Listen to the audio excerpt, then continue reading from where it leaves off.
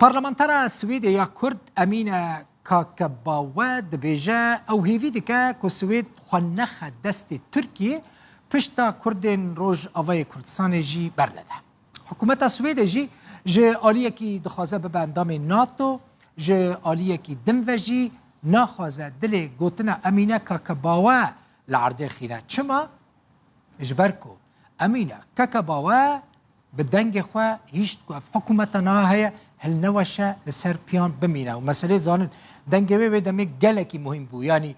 دنگ خواه ندابا حکومت نداهت آوا کرن تنه آوا کرن حکومت لسر دنگه کی ما بو او جی دنگ امینه خواب بو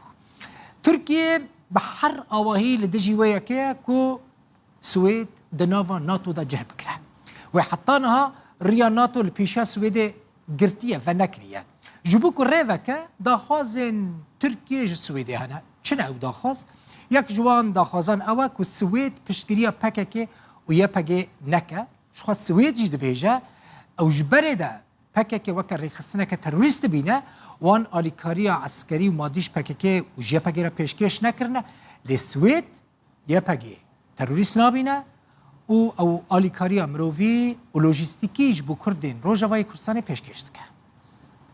هردم امن داوی همو جهانه نه ده دنگ بلند کرنه ده جبر که امریکا و جن ستولتنبرگ و ناتو نخوازن سوید تشتکی ببیجه که ببه بربست لبر اندامبونا وید ناتو ده لو مدوه جهان موها ببینه که ام هاتنه سرکت کرن بدنگو به وجدانن